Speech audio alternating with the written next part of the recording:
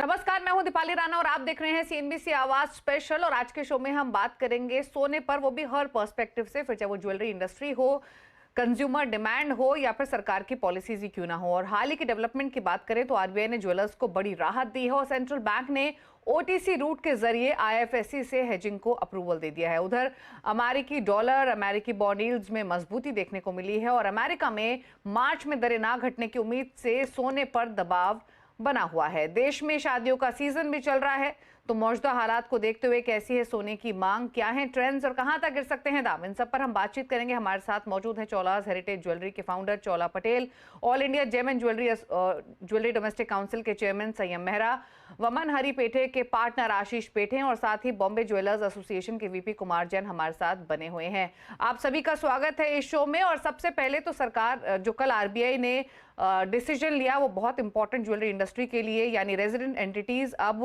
Gold price को hedge कर सकती है इन आईएफएससी ओटीसी सेगमेंट। शुरुआत इसी टॉपिक के साथ करेंगे और संयम, सबसे पहले आपके व्यूज लेना चाहेंगे। कैसे देखते हैं आप आरबीआई के इस कदम को, क्या फायदा पहुंचेगा और स्पेशली पार्टिसिपेशन कैसा एक्सपेक्ट कर रहे हैं? देखिए, ये बहुत पॉजिटिव स्टेप है आरबीआई की तरफ से, क्योंकि जितने भी आईएफएससी के गिफ्ट सिटी के मेंबर्स हैं वो अभी हेजिंग कर पाएंगे इंटरनेशनल मार्केट में through COMEX route. Gift city के अंदर जो भी इंपोर्ट होता है यहाँ या वहां से एक्सपोर्ट होता है उसको हेज कर पाएंगे। फॉरेन मार्केट्स में रुपी का जो पहले आता था डोमेस्टिक मार्केट के अंदर, डोमेस्टिक एक्सचेंज के अंदर जो रुपी की वजह ट्रेडिंग करनी पड़ती थी एमसीएक्स में या बीएससी में, एनएससी में, जो भी गोल्ड के कमोडिटी के मार्केट प्लेटफॉर्म्स हैं, उसमें अभी वो छोड़ के हम कॉमेक्स के अंदर, फॉरेन मार्केट्स के अंदर उसको हेज कर पाएंगे। रुपी का फ्लक्चुएशंस जो होते हैं वो इतना इफेक्ट नहीं करेगा जो इंपोर्टर्स को है। जो स्टॉक है आप हमारा गिफ्ट सिटी के अंदर रेजिडेंस का, उसको हेज कर पाएंगे। जो इंपोर्ट है और एक्सपोर्ट को जो वहां है वहां से भी हेज कर पाएंगे। तो ये एक बहुत पॉजिटिव स्टेप है और एक हेजिंग करने से एक बराबर रिलीफ वहां के जो मेंबर्स हैं आईएफएससी के रेजिडेंट मेंबर्स, उनको मिल जाती है। आशीष जी, आपकी राय इस पर क्या रहेगी? इनफैक्ट जैसे संयम ने भी मेंशन किया, लिक्विडिटी तो एनहांस होगी ही, एक्टिव रिटेल पार्टिसिपेशन भी इंप्रूव होते हुए दिखाई देगा, लेकिन अगर हम एफिशिएंट प्राइस डिस्कवरी की बात करें या क्वालिटी एश्योरेंस की बात करें, इन पर्सपेक्टिव से आप इस कदम को कैसे देखते हैं? आप सभी को नमस्ते। इसमें हमें ये देखना चाहिए कि दिसंबर 2022 में रिजर्व बैंक ने ऑलरेडी आईएफएससी पे हेजिंग के लिए परमिशन दे दी थी, लेकिन अभी जो लेटेस्ट रिजर्व बैंक का गाइडलाइंस आया है उसके हिसाब से ओटीसी मतलब बैंक्स के थ्रू भी इंडियन रेसिडेंट एंटिटीज हेजिंग कर सकती है। तो इससे एक एडिशनल एवेन्यू हेजिंग के लिए ज्वेलर्स को अवेलेबल होगा। आज डोमेस्टिक एक्सचेंजेस पे आप हेज कर सकते हो या आईआईबीएक्स मतलब इंटरनेशनल एक्सचेंज पे आप हेज कर सकते हो, और बैंक के थ्रू, और ऐसी बैंक जो आईएफएससी में अंदर सेटअप की गई है उनके थ्रू आप इंटरनेशनली गोल्ड का प्राइस हेज कर सकते हो। तो हर एक ज्वेलर का अपना अपना रिक्वायरमेंट रहता है। किसी का एक्सपोर्ट रहता है, किसी का सिर्फ गोल्ड इंपोर्ट वहां से होता है। तो अपने डिमांड और रिक्वायरमेंट के हिसाब से कोई भी ज्वेलर ये तीनों मैकेनिज्म्स को यूज करके अपना हेजिंग परफेक्ट कर सकता है। अच्छा, क्विकली एक सवाल और इसी टॉपिक से रिलेटेड संयम आपसे लेना चाहूंगी। एक्सपोर्ट्स और इंपोर्ट्स दोनों को ही अगर हम कंसिडर करें तो इस मूव का कहां ज्यादा आप इम्पैक्ट देखते हैं? जो इंपोर्ट्स है, ज्यादा से ज्यादा गिफ्ट सिटी के अंदर लोगों का टारगेट यही है कि इंपोर्ट किया जाए बुलियन, क्योंकि फॉरेन मार्केट्स के अंदर जो सप्लायर्स हैं वहां से आप गोल्ड या सिल्वर लाके यहाँ से इंपोर्ट करवा जा सकता है। तो इंपोर्ट के ऊपर ज्यादा इफेक्ट होगा और उसकी हेजिंग जितने भी इंपोर्टर्स हैं उससे ज्यादा वो फायदा ले सकते हैं। ओके, तो चलिए, ये तो बात हुई आरबीआई के उस डिसीजन की जिसके फायदे ही आते हुए दिखाई देंगे, फिर चाहे वो एक्टिव रिटेल पार्टिसिपेशन हो, लिक्विडिटी का एनहांसमेंट हो या फिर प्राइस डिस्कवरी में ही एफिशिएंट वे में एक रास्ता खुलता ही क्यों ना दिखाई दे। लेकिन अब बात करते हैं प्राइसिंग की भी और साथ ही साथ डिमांड की भी। और एक और इम्पॉर्टेंट चीज़, जब गोल्ड की बात होती है तो इन्वेस्टमेंट सबसे पहले आता है। बहुत से लोग ज्वेलरी के तौर पे भी इन्वेस्टमेंट करते हैं, कुछ और जरिए भी अपनाते हैं, और इसमें सोवरेन गोल्ड बॉन्ड का जो 4th ट्रांच है वो भी 12 फरवरी से खुल रहा है। तो इन सब पर्सपेक्टिव से बात करेंगे, लेकिन पहले एक राय ले लेते हैं किस तरीके की डिमांड ट्रेंड्स फिलहाल देखने को मिल रहे हैं। जैन साहब नमस्कार। तो वेडिंग सीजन तो ऑन है और प्राइसेस ऊपरी स्तरों से थोड़ा हल्का होकर अब थोड़ा ठहरने की कोशिश कर रहे हैं। किस तरीके की डिमांड फिलहाल दिखी है? बहुत अच्छी डिमांड है। इस समय रिसाइकल गोल्ड चल रहा है, करीबन 1080 टन रिसाइकल गोल्ड टोटल आ चुका है। और जैसे आरबीआई ने भी छठी बार बदलाव नहीं किया है, और उससे ईएमआई लोन महंगे नहीं होंगे और ईएमआई भी महंगी नहीं होगी। ये भी एक अच्छी अपॉर्चुनिटी पब्लिक के लिए है, एक अच्छा सा मौका मिला है लोगों को खरीदारी का, और लोग भरपूर खरीदारी कर रहे हैं। इस समय आप रिटेल शोरूम में देखेंगे भीड़ भाड़ लगी हुई है। कारण मुख्यतः शादियों की सीजन है, तो जो बल्क छोटी ज्वेलरी वाले, स्मॉल स्केल जो छोटी ज्वेलरी ले रहे हैं, वो भी इक्वली आ रहे हैं बड़ी ज्वेलरी वाले। बड़ी ज्वेलरी वाले सोना 100 ग्राम 200 ग्राम में ले रहे हैं, छोटी ज्वेलरी वाले 25-50 ग्राम ले रहे हैं, लेकिन क्वांटिटी उनकी ज्यादा है, क्योंकि 50 अभी तक मिड जून तक शादियां हैं और फुल ग्राहकी रहेगी, भरपूर काम चलेगा। और इस समय सब शोरूमों में भीड़ लगी हुई है। चौला, आपसे एक व्यू लेना चाहेंगे। आप प्रीमियम ज्वेलरी में डील करती हैं, किस तरीके के डिमांड ट्रेंड, क्या कुछ चेंज हुए हैं प्राइसिंग की वजह से? क्योंकि प्राइसेस ऊपरी स्तरों से एक लगातार सर्ज होने के बाद थोड़ा हल्का हुए हैं। आगे के लिए बुकिंग्स आ रही हैं या फिर किस तरीके के ट्रेंड्स दिखाई दे रहे हैं? ये बेसिकली सवाल इसलिए ताकि ये समझ में आ सके कि कंज्यूमर का भी माइंडसेट क्या है। क्या वो एंटिसिपेट कर रहे हैं भाव थोड़ा और नीचे आएंगे तब हम वापस से खरीदारी करें, या इन लेवल्स पर भी बाइंग हो रही है? दीपाली, गोल्ड प्राइसेस अभी स्टेबल है, और प्राइस फ्लक्चुएशन जो है थोड़ी बहुत आ रही है, पर उससे बायर्स का बाइंग जो है वो बहुत ही इंटैक्ट है, और बायर्स स्टेबल माइंडसेट से बाइंग कर रहे हैं।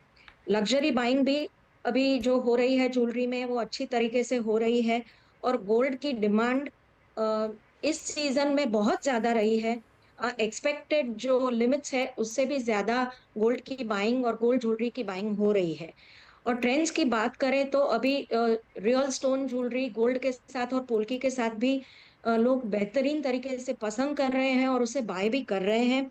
इस बार अपने शादियां भी 35 लाख वेडिंग्स हुए हैं, और मोदी साहब की कैंपेन जो थी लक्षद्वीप उनके जाने के बाद, डेस्टिनेशन वेडिंग्स भी बहुत हुए, तो उसमें जो हैवी ज्वेलरी की बाइंग है वो भी बहुत हुई।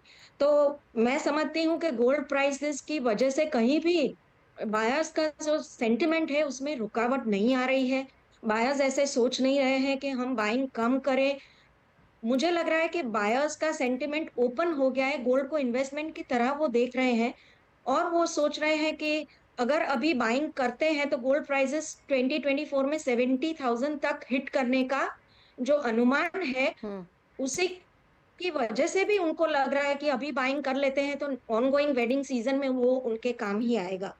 तो मुझे कहीं भी इंडिया की ग्रोथ स्टोरी को देखते हुए, इकोनॉमी को देखते हुए, इंडिया की अगर हम बात करते हैं, तो कहीं भी बाइंग सेंटिमेंट में जो है वो रुकावट नहीं आ रही है, और बायर्स बहुत ज्यादा बाइंग कर रहे हैं। और ये बाइंग चलेगी, जून जुलाई तक वेडिंग्स इस साल है, और उसके बाद भी 2024 का जो बाइंग सेंटिमेंट है वो इंटैक्ट और स्टेबल है। ओके ओके आशीष जी, जैसे कुमार जैन साहब ने भी मेंशन किया कि रिसाइकल गोल्ड काफी आ रहा है, आपने किस तरीके के ट्रेंड्स देखे? और अगर हम fresh buying versus recycle gold की बात करें तो क्या रेशियो फिलहाल दिखाई दे रहा है? जैसे मैंने पहले भी कहा है कि रिसाइकल गोल्ड का परसेंटेज 30% to 40% के बीच में नॉर्मली रहता है। जब प्राइसेस नीचे आ जाती है तो रिसाइकल गोल्ड कम आता है, लेकिन एज प्राइसेस बढ़ जाती है तो रिसाइकल गोल्ड ज़्यादा लोग देते हैं और नया ज्वेलरी बनाते हैं। लेकिन इस बार 60,000 के ऊपर सोने का भाव रहने के बावजूद ये परसेंटेज मैंने बहुत ज़्यादा स्पाइक होते हुए नहीं देखा है।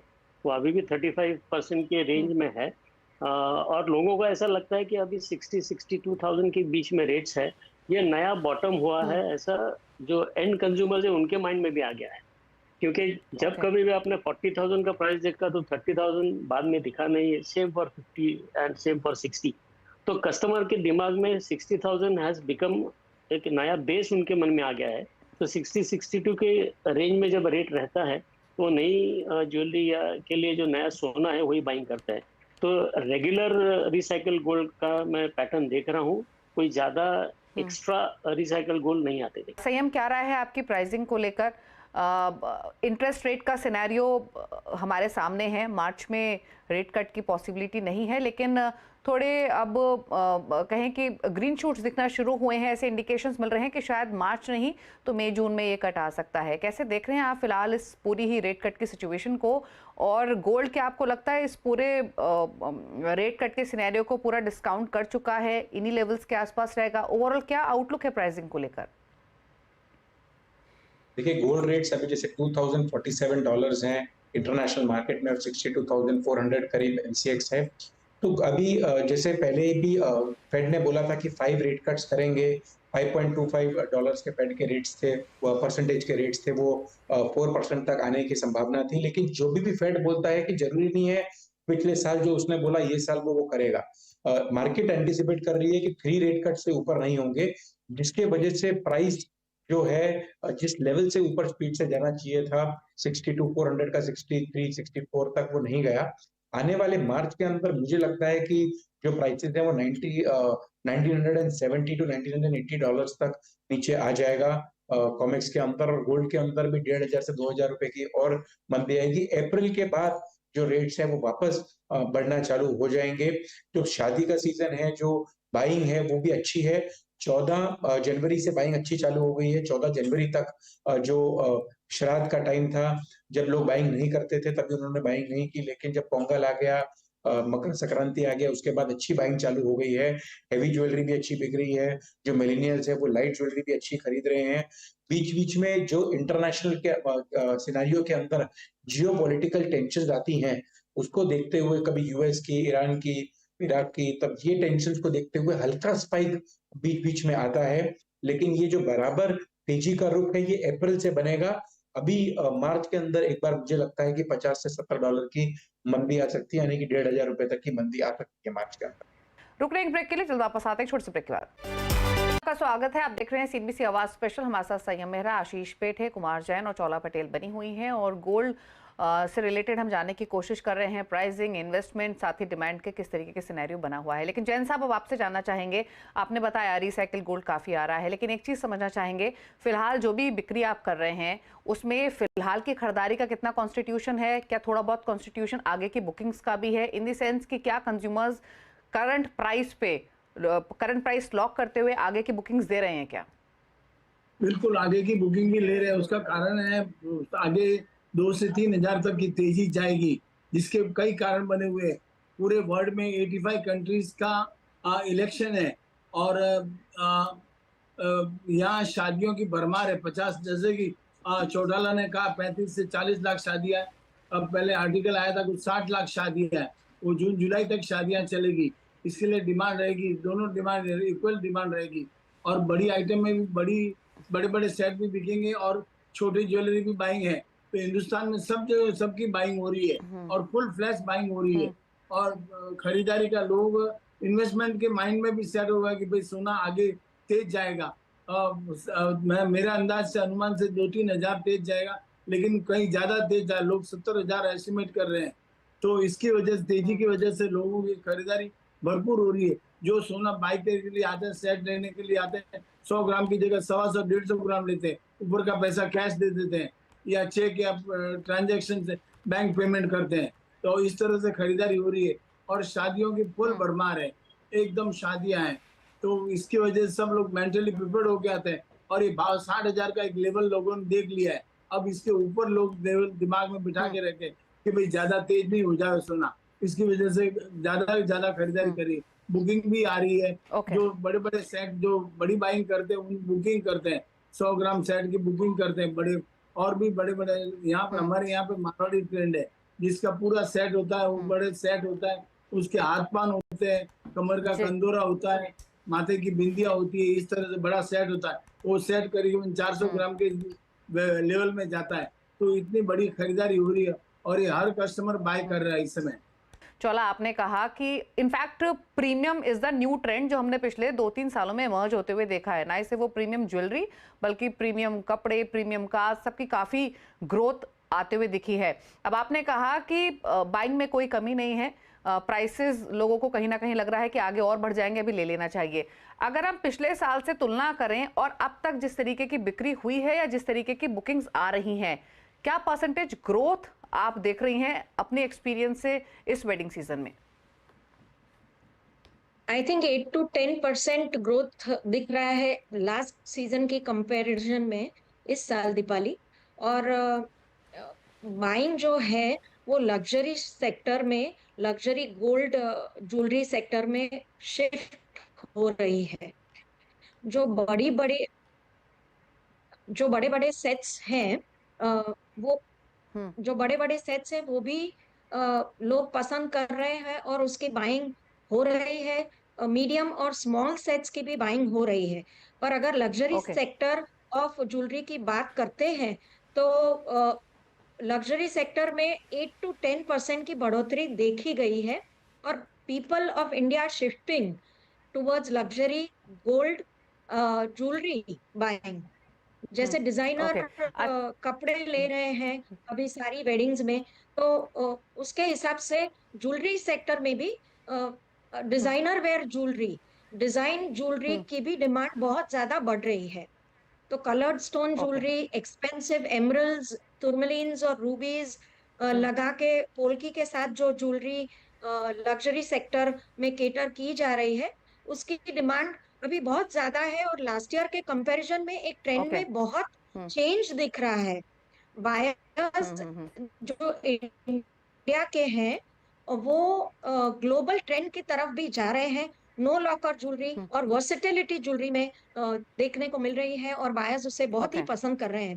तो हम भी ज्वेलरी का जो मार्केट है उसे कन्वेंशनल ज्वेलरी से हम उसे बोलेंगे कि लग्जरी ज्वेलरी की तरफ शिफ्ट कर रहे हैं और उसे ग्लोबल मार्केट में कैसे केटर कर सकते हैं और ये ज्वेलरी को कैसे नॉन इंडियन बायर्स को अवेलेबल कर सकते हैं, वो भी हम एक सोच हमारी ज्वेलरी की जो डिजाइनिंग है उसमें ला रहे हैं। और उसमें एक्सेप्टेबिलिटी जो है हमें बहुत ज्यादा देखने को मिल रही है। So I think the trends are changing and अच्छे के लिए आई थिंक ग्लोबल पेज पे इंडियन ज्वेलरी अभी फोकस कर रही है और जा रही है, ऐसे देखने को मिल रहा है। अच्छा Chaula, on a lighter note, हम स्मॉल और मीडियम कंज्यूमर्स की बात करें तो वहाँ तो रिसाइकिल गोल्ड का इस्तेमाल होता है नई ज्वेलरी खरीदारी के लिए। क्या प्रीमियम ज्वेलरी सेगमेंट में भी लोग रिसाइकिल करते हैं अपनी पुरानी ज्वेलरी? बिल्कुल, रिसाइकल ज्वेलरी का जो ट्रेंड है वो बहुत ही चल रहा है और लोग रिसाइकल ज्वेलरी को भी प्रेफर कर रहे हैं। तो वो भी ट्रेंड चलेगा। पर जो बदलाव अभी ट्रेंड में देखा गया है वो यंगस्टर्स और ब्राइड्स को अगर हम फोकस करके देखते हैं तो नई ज्वेलरी का बाइंग जो है वो ज्यादा है as compared to recycled jewellery. Okay, चलिए अब बात कर लेते हैं सोवरेन गोल्ड बॉन्ड की, क्योंकि जो सोवरेन गोल्ड बॉन्ड का फोर्थ ट्रांच है, माफ कीजिए, वो 12 फरवरी से खुल रहा है और ये 16 फरवरी तक ओपन रहेगा। जो इशुएंस होगा वो 21 फरवरी 2024 को होगा। हालांकि आज जो एक रीसेंट रिपोर्ट आई है वो मैं आपको बता दूं, जो सोवरेन गोल्ड बॉन्ड का 2016 में जो पहला ट्रांच आया था उसने 13.5% के extended internal rate of return दिए हैं और जो एब्सोल्यूट रिटर्न रहे हैं इन्वेस्टर्स के लिए वो 163% के रहे हैं। तो भले ही यहाँ पर 2.5-3% का फिक्स रिटर्न हो, लेकिन over the period of time sovereign gold bonds ने निवेशकों को पैसा बनाकर दिया है। आशीष जी, क्या राय है आपकी? सोवरेन गोल्ड बॉन्ड्स, जो भी इन्वेस्ट करना चाहता हो, क्या वो इसे एज एन इन्वेस्टमेंट ऑप्शन देख सकता है?